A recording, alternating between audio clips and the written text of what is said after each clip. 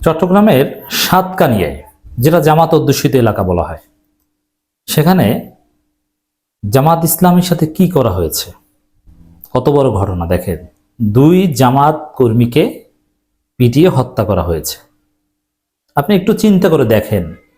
দর্শক, আবারও বলবো, এই আলোচনাগুলো ব্যাপকভাবে শেয়ার করে দেশব্যাপী জামাত শিবিরকে জাগিয়ে তুলুন। এভাবে রাজনীতি হয় না। জামাত শিবির সাগলামির রাজনীতি করে বলে, এগুলোর প্রতিশোধ নিতে পারে না বলে তাদের শীর্ষ নেতাদের ফাঁসির দড়িতে ঝুলতে হয়।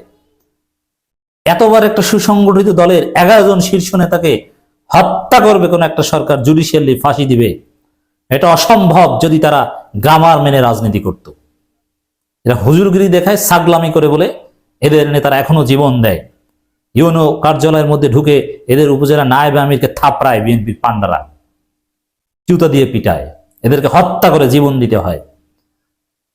আপনি চিন্তা করেন তো, বিএনপির কোন নেতা বা কর্মীকে অন্য দল, বিএনপি তো এখন নিজেদের হত্যা করে, এটা ভিন্ন, অন্য দলের কেউ, জামাতের একজন যদি এরকম হত্যা করে, তাহলে এরা দেশব্যাপী কি ঘটনা ঘটাবে। চট্টগ্রামে যদি এক বিএনপি কর্মীকে জামাতের কেউ হত্যা করে, সারা বাংলাদেশে জামাত শিবির ধরে ধরে বিএনপির লোকজন পিটাবে।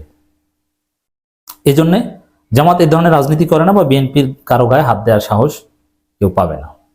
কিন্তু জামাত শিবির কিচ্ছু না। এই যে দেখেন, 24 ঘন্টা পর আমি কথা বলেছি পাবনার একটা ঘটনা, যে জামাতের উপজেলা নায়েবে আমির থেকে শুরু করে বেশ কয়েকজনকে বিএনপির পান্ডারা ইউএনও কার্যালয়ের মধ্যে ঢুকিয়ে আচ্ছা মতো পিটিয়েছে, থাপড়িয়েছে, মেরেছে, বেধড়ক পিটিয়েছে। জামাত শিবির লোকজন কোনো প্রতিবাদ দেখেন আপনি কোথাও? কই, আমি তো দেখিনি। 24 ঘন্টা পর আমি কথা বলেছি। আর সমকালের একটা নিউজ লিঙ্ক দেখলাম, 2-1 শেয়ার করছে, এটা নিয়ে আবার লাইক কমেন্টও নাই কেন? সিরিয়াসনেস নেই, কিসের রাজনীতি করেন আপনি?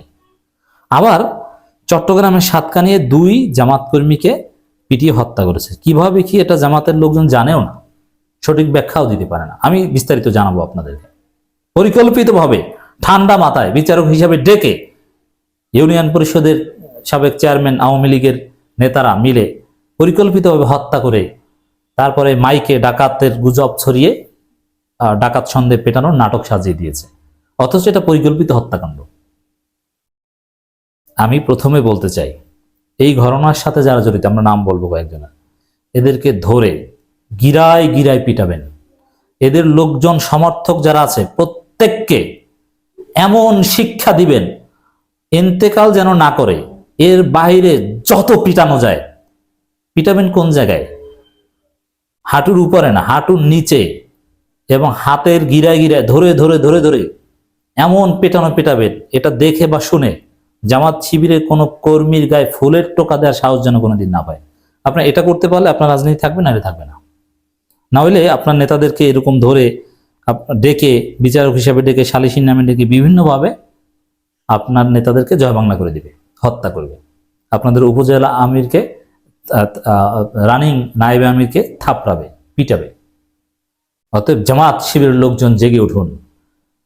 হাসিনা পালিয়েছে জামাত শিবির রক্তের উপর ভিত্তি করে, সবচেয়ে মজলুম সংগঠন জামাত শিবির, আর সেই জামাত শিবিরের নেতাকর্মীদেরকে এভাবে হত্যা করবে, এটা মেনে নেওয়া যায় না। এর প্রতিশোধ নিতে হবে। আমি আবারও স্মরণ করিয়ে দিবি, কারণ এক আলোচনা সবাই শুনেন না। 28 অক্টোবর 2006 সালে জামাতের উপর যে ঘটনা ঘটেছে, তাদেরকে হত্যা করে লাশের উপর নৃত্য করেছে। এরপর যদি জামাত, এর সাথে কারা কারা আওয়ামী লীগের লোকজন জড়িত ছিল, এরকম 2-4-5 জন বা আওয়ামী লীগের কেন্দ্রীয় 2-1 জন নেতাকে ধরে যদি জয় বাংলা করে দিতে পারতো, ওদের যদি কয়েকটা অফিস টফিস জ্বালিয়ে দিতে পারতো, তাহলে নিজামী, মুজাহিদ, কামরুজ্জামান, কাদের মোল্লা, মীর কাশেম আলীদের ফাঁসি দেওয়ার সাহস ওরা করতো না। কারণ ওরা মনে করতো যে জামাত শিবিরের কর্মীদেরকে পিটিয়ে হত্যা করার পরেই আমাদেরকেও জয় বাংলা করে দিয়েছে, আমাদের অফিস টফিস জ্বালিয়ে দিয়েছে, আর আমরা যদি এদের আমিরকে হত্যা করি, এরা তো শেখ হাসিনাকেই খেয়ে ফেলতে পারে, এই ভয় করতো। কিন্তু এই ভয় করে না, কারণ জামাত শিবির কি করেছে 2006 সালে 28 অক্টোবরের পর? কিচ্ছু করেনি।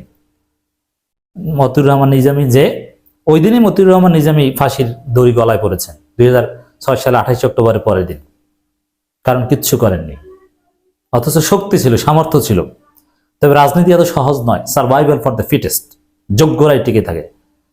হ্যাঁ, বাংলাদেশ সংস্কার হয়ে যখন পুরোপুরি আইনের শাসন প্রতিষ্ঠিত হবে, তখন আপনি ওই সিস্টেম মানবেন। কিন্তু তার আগ পর্যন্ত আপনার জীবনের নিরাপত্তার জন্য এটা করতে হবে। এটা শরীয়তে জায়েজ। রাজশাহী বিশ্ববিদ্যালয়ে শিবির পিটাপিটি করেছে না, চট্টগ্রাম বিশ্ববিদ্যালয়, ইসলামী বিশ্ববিদ্যালয় শিবির মারামারি করেছে না, পাল্টা হামলা করেছে না টিকে থাকার জন্য? এটা করতে হবে, এটার পিছনে দলিল আছে।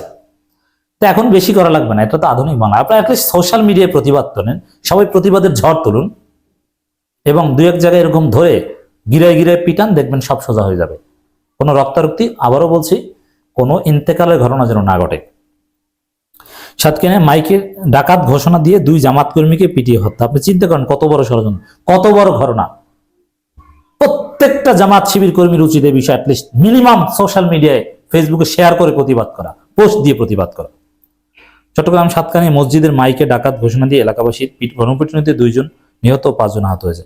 অথচ প্রথম আলো এটা নিয়ে রিপোর্ট করছে যে এলাকাবাসীর গণপিটুনিতে 2 ডাকাত নিহত, অথচ তারা জামাত কর্মী। মিথ্যা, এরা ডাকাত নয়, এদেরকে ডেকে নিয়ে পরিকল্পিতভাবে হত্যা করা হয়েছে। সোমবার 3 মার্চ দিবাগত রাতে সাতকানিয়ায় এই ঘটনা ঘটে। অথচ এই ঘটনা মুহূর্তের মধ্যে দেশব্যাপী ছড়িয়ে পড়ে তোল পার হওয়ার কথা। জামাত শিবিরের এরা তো সারা বাংলাদেশের টেকনাফে বা তেঁতুলিয়ায় যদি একজন জামাত সমর্থককে এভাবে আঘাত করে, একেবারে টেকনাফ থেকে শুরু করে রাজধানীটা সর্বত্র প্রতিবাদের ঝড় তুলতে হবে। অথচ দুঃখজনক অনেক খবর আমাদের কাছে আসে, জামাতের পক্ষে লিখে হুমকি দামকি খায় আর জামাত তাকে অস্বীকার করে, জামাত তাকে একা ছেড়ে দিয়ে চলে আসে। সিলেটে এই ঘটনা ঘটেছে, আপোষ করার চেষ্টা করে। এগুলো করলে ভাই আপনাদের পক্ষে আমরা কথা বলা বন্ধ করে দিব, নতুন জিনিস ভাববো, রাজনীতি করলে রাজনীতির মতো করেন, নইলে তাবলিগ জামাত করেন। প্রত্যক্ষদর্শী স্থানীয়রা জানান, গত সোমবার রাত 10টার দিকে নিজাম ও তার সঙ্গে 8-10 জন কাঞ্চনা ইউনিয়ন থেকে সনখোলা গ্রামে যান। এ সময় মাইকে ডাকাত পড়েছে ঘোষণা দিয়ে তাদের উপর হামলা চালানো হয়। এক পর্যায়ে তাদের উপর এলোপাতারি গুলি চালান স্থানীয় কিছু লোক। দেখেন, স্থানীয় লোকের হাতে গুলি থাকে। হ্যাঁ, মব যদি হয়, জনতা যদি কাউকে গণধোলাই দেয়, সেখান থেকে গুলির ঘটনা ঘটে না, অথচ গুলি চালায়, মানে এটা পরিকল্পিত, এটাতে বোঝা যায়।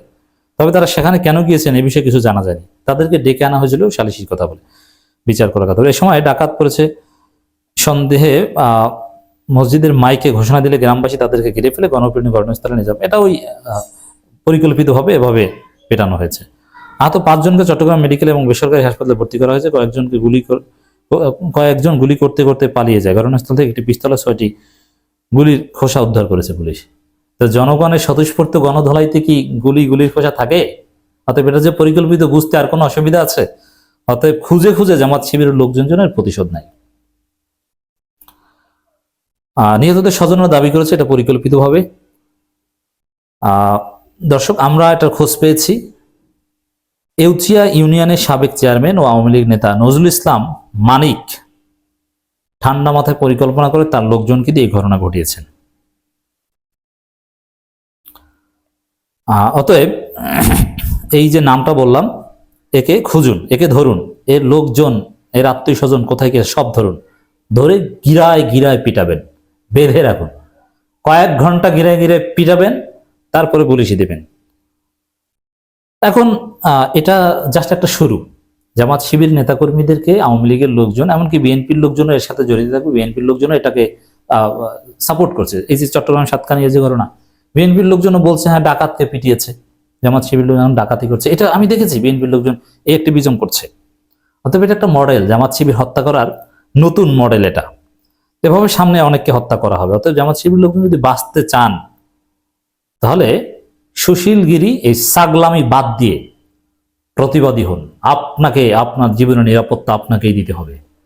একজন জামাত শিবিরকে একটা ফুলের টোকা দিলে তার হাত থাকবে না, এভাবে আপনার প্রমাণ করেন।